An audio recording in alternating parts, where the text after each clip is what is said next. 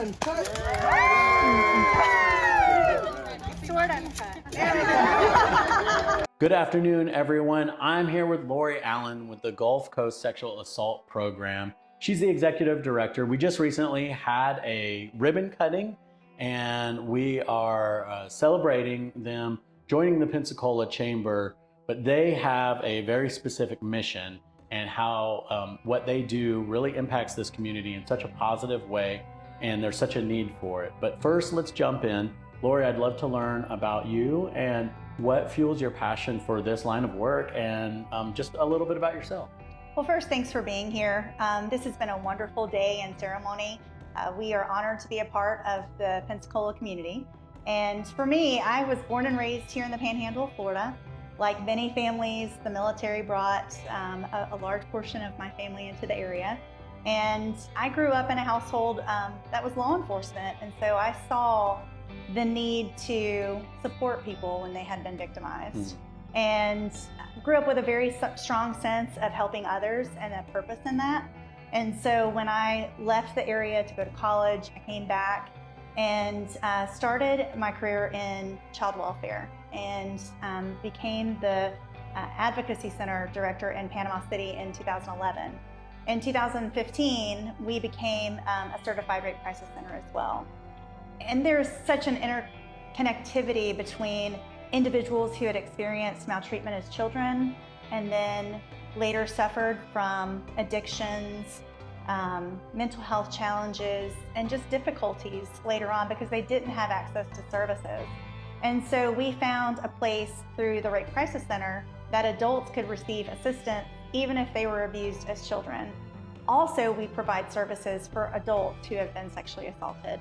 And so in October, the Florida Council Against Sexual Violence oversees all the rape crisis centers in Florida. There's about 30 of them.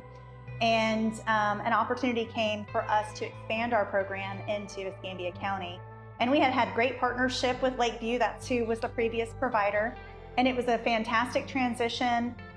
We now have this home here on Intendencia downtown, and we serve the entire county. We have 5 victim advocates, a program coordinator, and we have a team of sexual assault nurses as well as therapists. Everything we do for the community is free. So whenever you call that helpline to get assistance, that's important to me personally, that accessibility to needed services doesn't depend on where you live or what you can afford. And so those are all things that, I could talk forever about my why and my purpose, and I'm certainly, you can tell, passionate about this field. But those are some core tenets of our agency, and some of our core values is that you're always going to find a place of competent staff who are compassionate, that care, and that want it to be easy for individuals to receive services. And you can tell just from touring this space, it's beautiful, it's welcoming, it's warm. That's the intent and the quality behind our programs. So the building that we're in here on Intendencia, this is actually where the program is carried out, and it's actually where if a victim needs to take advantage of the services, then this is where they would come. Also, if someone wants to maybe give you all a clue on maybe something that's going on and maybe needs investigated, do they also come to this building? Absolutely. So this is a full service center here on Intendencia. We also have a 24/7 helpline, and that is specific for Escambia and Santa Rosa County. And I know that you're going to mention, ways that folks can connect with our program and services towards the end of our conversation. But that helpline is key. I mean, it's 24/7. It's answered by local victim advocates, and they're able to facilitate whatever the need is at that time. Now, dealing with this nature of work, when you're talking about the victims, you're talking about the friends and family of the victims, people that are actually seeing something like this in action. Sometimes it can be frightening, scary, daunting. There's many times fear involved, even though there might be someone actually being abused or assaulted. There are situations where maybe they go unreported. What sort of things do you have in place to make sure that maybe there is some anonymity attached, or maybe some protections there for either someone who might be reporting, Sure. or someone, whether it be for someone else or maybe for themselves? And that's a great question. So the state of Florida, if you are a minor and you have experienced a victimization like sexual assault, that has to be reported. So all of us in the state of Florida are mandated reporters. That law changed many years ago for the protection of children. And so it is vital that we, make sure that we support that, and that we provide, and we have great partnership with Gulf Coast Kids House, so that when it does involve a minor child, currently in an active case, that they receive those services in partnership with our law enforcement agencies as well. But for the adult side, it is different. Victims have an option to report it or not. So you can call the hotline and receive services. You have access to a medical exam, a forensic medical exam. You have access to therapy services. You have access to a victim advocate, whether or not you choose to report the offense to law enforcement. I'll give you an example. We had an individual who contacted our helpline probably almost a decade ago when we first started, and she had been victimized as a young teenager in a different state, and she had suffered from nightmares, panic attacks, had not had a good night's sleep, and she was in her 80s when she called our helpline. Wow. And we were able to get her in, get her connected with an advocate, get a game plan around safety, and was able to do an intake for therapy, and her symptoms were resolved after she was able to receive those services. Now, she chose not to involve law enforcement from the other state. She just wanted some relief from all of those, the trauma symptoms that she had been experiencing. So I think that's a good example to kind of differentiate what that looks like.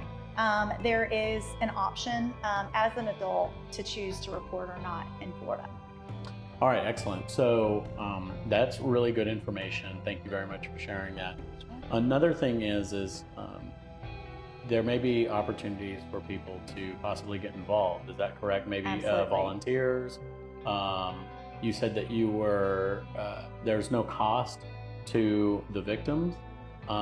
So we didn't discuss how your organization is funded. Is there an opportunity for people to help support it financially? What sort of things what avenues are there for people to kind of partake and assist you all in your mission? Absolutely. So again, another great question. We are largely funded through a federal grant that's called the Victims of Crime Act. In the 1980s, Ronald Reagan and his administration set up a pot of funds that would be funded through federal court fees and restitution, and it funds rape crisis centers, domestic violence centers, and child advocacy centers, as well as those system-based victim advocates that are housed with like the Escambia County Sheriff's Office or the Pensacola Police Department. And over the years, there has been some instability in that grant. We received one of the larger grants in the state, and so when we take a 25% cut, that's $1 million cut, right? That's a huge hit for our agency. So we have to supplement with additional funding. So the Florida Council Against Sexual Violence does afford the programs some funding, but certainly not enough to support an entire program. So we do fundraise. And so you'll see a lot of opportunities to support us. We're just now dipping our toes into the area and getting an idea of what sorts of events would be a good fit here in Pensacola. So you'll definitely find ways to give back in that sense. If you just like to make a general donation through our website, you can do that. You can mail us a check. I will come and visit you and pick up a check. That won't be a problem at all. Good. And then volunteer. We always ask people to give back in some way, their time, talents, or their treasures. And so with time, you can help us put go bags together that has emergency clothing or emergency food. You can help us at our outreach activities and events where we table and we give information out so people in the community know how to access services. Right. Again, going back to that website, you just email us. There's a link to volunteer. Because of the nature of the work that we do, everyone does have to complete a background check. And we do provide training. So there are lots of different ways we can plug people in with time. Talents. So we do a lot of different, especially now with social media being so accessible and for the most part free, We try to use a lot of graphics, a lot of video, Right. and I love putting together nice reports for individuals. They like to see, read, feel what we're doing, but that takes a lot of time to do. So Yes. an example of a talent you could give back, like a graphic designer who's here local, that's like, hey, I would love to help them with their annual report. Call me. I will definitely take your help. And so those sorts of donated services, right? We have an electrician in another area who he always changes out he does all of our light bulb changes.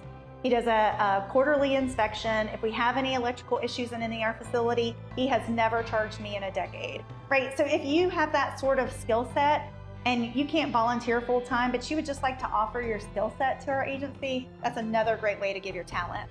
And then I've already talked about the treasurer. You can't state that. Yeah. We always need funding. That's okay. So yes, many cases there are people that are actually actively seeking for opportunities to serve with maybe their time, talents, or treasures. And so here's another way for you who are interested. Now, what are the best ways for people to find out more information if they either want to help support the organization, or if, in an unfortunate case, need to actually use the services provided by the program?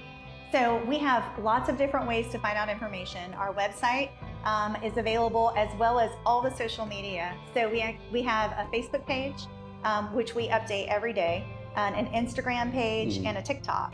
Okay. So find us and follow us on any of those. Share those messages. Right now, April is Sexual Assault Awareness Month. So that's why all of us today are in teal. And you'll see a lot of great pieces that are being posted on how you can assist someone who's been affected, and how we can really break down the barriers of silence. So many people have suffered from sexual violence, but they've been silenced in shame. And so we're really trying to break down those walls and those stigmas so that we can shine that light and we can really put an end to sexual violence. Yes, yeah. Well, so we had them up on the screen, the website. I believe we had the Instagram and the Facebook on the screen as well. And you had mentioned a hotline. We don't have the graphic up for that, but I can definitely put that down in the comments. Great. When the video is up. So what is the telephone number? It's 1-866-585-2040. Okay, great. So just two more questions. The first one is going to be when there's a situation with the victim, whether it's of themselves or maybe someone reporting on behalf of another person, what does that process look like, and what does that person or individual need to bring to help be prepared? Sure. Every situation is different. Sure. All right. So the first thing, when you call a helpline, that advocate is going to guide, depending on what your situation is. And so they're going to first evaluate safety, and make sure that the individual has access to whatever it is that would help make them safe, right? Yeah. And then once that is determined, then it's going to be, what are the needs? So if it's an acute sexual assault and an exam needs to be facilitated, then we can actually facilitate that exam. Most of the time here, if there are injuries that need to be addressed, then we will assist and actually accompany a victim or survivor to an emergency room if there are acute injuries that need to be addressed. If this isn't a historical sexual assault, then it just depends on the urgency that survivor feels at that moment for services. So it could be crisis intervention over the phone, or it could be an intake in the middle of the night, or it could be, let's schedule in a couple of days, I'd feel comfortable meeting at a coffee shop. So the decisions are up to an individual that's seeking services, and we really want to make sure that that individual has that power to control what it is that they want, what it is that they need, and that we respect their wishes throughout that process. Okay, great. Well, we'll wrap it up with one final thing. Sure. Is there anything else that you would like to tell directly to our audience before we go? I know that this is a topic that affects so many individuals in our community. We know that there has been a shift around understanding what happened, right? So there are so many people that struggle with different components that have developed as a result of a victimization. So we want folks to know that we are a safe place that is judgment-free, that just loves people, and we are ready to earn the community's respect and be a part of the healing process. So just thanks for the welcome.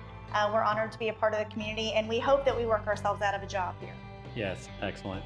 Well, thank you again, Lori Allen. Again, she is the executive director for Gulf Coast Sexual Assault Program here on Intendencia Street in downtown Pensacola, Florida. And let's go ahead and put the website and the social handles back up if they are not still on the screen. And just visit the website, give them a call if you have any questions, if you want to help provide your time, talents, and your treasures to the organization to help with that mission. So thank you very much, everyone, and we'll see you next time. Bye.